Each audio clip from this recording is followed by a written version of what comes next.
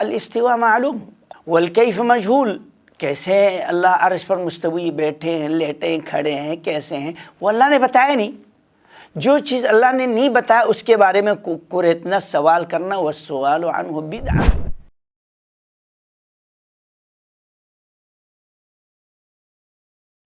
الحمدللہ رب العالمین والصلاة والسلام علی سید المرسلین وعلی آلہ وصحبہ اجمعین۔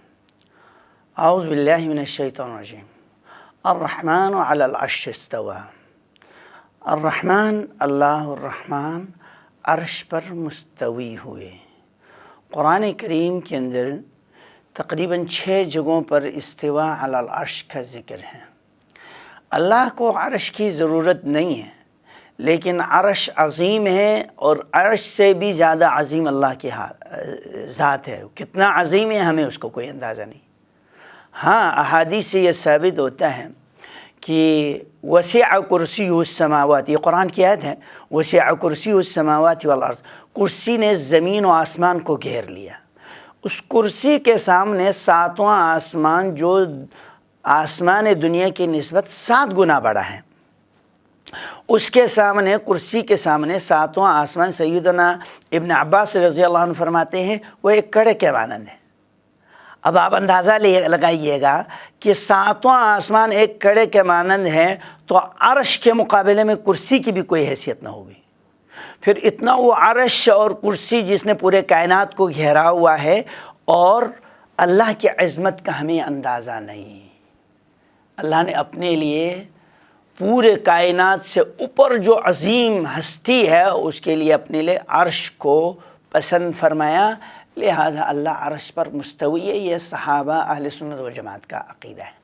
لیکن جب سوال کیا گیا امام مالک سے، تو انہوں نے جواب دیا الاستواء معلوم۔ قرآن میں استواء کا ذکر ہے، ہم جانتے ہیں استواء عربی زبان میں۔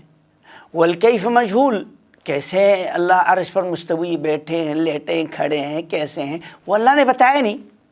جو چیز اللہ نے نہیں بتایا اس کے بارے میں اتنا سوال کرنا، والسؤال عنہ بدعہ، ایسی چیزوں کے بارے میں سوال کرنا بدعت ہے۔ اب جو حدیث مبارکہ ہے، جو مسلم شریف کی حدیث نمبر 758 ہے، اس میں ہے ینزل اللہ الی سماء الدنیا کل لیلۃ، ہر رات جو ہے اللہ آسمان دنیا پر نازل ہوتا ہے، اور یہ پوچھتا ہے حل من مستغفر حل من مسترزق، ہے کوئی پریشان حال، کوئی روزی چاہنے والے، کوئی مال دولت چاہنے والے، صحت چاہنے والے، مانگو ہم دینے کے لیے تیار ہیں۔ اس سے مانگنے سے وہ خوش ہوتا ہے، نہیں مانگے تو ناراض ہوتا ہے۔ تو اس کا معنی یہ نہیں اللہ آسمان دنیا پہ نازل ہوتا ہے، عرش خالی ہو کے نیچے آتا ہے۔ کیسے نازل ہوتا ہے اللہ نے نہیں بتایا، ہم نہیں مانتے، اس کی کیفیت کی طرف جانتے ہی نہیں۔ اللہ نازل ہوتا ہے آسمان دنیا پر، اس کے معنی ہم الگ تعویل، غلط ترجمہ، غلط تشریح، غلط تعویل ہم نہیں کر سکتے ہیں۔ بس جیسے اس کے لیے لائق ہے وہ آسمان دنیا پہ اترتا ہے، کیفیت ہم نہیں جانتے ہیں۔ تو اللہ نے عرش کے نیچے جنت کو تخلیق کی، اس عرش کے نیچے فرمایا ان اللہ کتب کتابا فہو مکتوب عنده فوق العرش، جو لوگوں کی تقدیر لکھی ہوئی کتاب ہے عرش کے اوپر وہ موجود ہے۔ تو اللہ اوپر ہیں اور ہر جگہ پر نہیں ہے، اور یہ جگہیں ہر جگہ پر کہیں تو پھر معاذ اللہ یہ گٹر لائنیں بھی ہیں، اور یہ سیارے ہیں، یہ سورج ہیں، یہ آگ ہے، یہ سب کچھ ہیں۔ تو اللہ اتنے مختصر سے نہیں ان کائنات کے اندر سمائے۔ اللہ رب العالمین نے جو اپنے لیے پسند فرمایا وہ عرش پر وہ مستوی ہے۔ اللہ کو اگرچہ عرش کی ضرورت نہیں ہے، اور یہ عقیدہ جب بھی ہم دعا مانگتے اوپر ہاتھ اٹھا کے مانگتے ہیں۔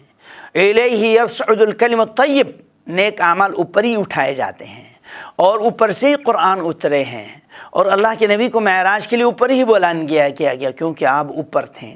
صرف بات کرنی ہوتی تو آواز یہاں بھی پہنچ سکتے تھے، جیسے کہ وادی طویٰ کے اندر حضرت موسیٰ سے کلام کی۔ تو اللہ رب العالمین کی عظمت کو جاننا چاہیے، استواء علی العرش کے انکار کی گنجائش نہیں ہے۔ اللہ ہمیں اللہ کی عظمت کو سمجھنے کی توفیق عطا فرما۔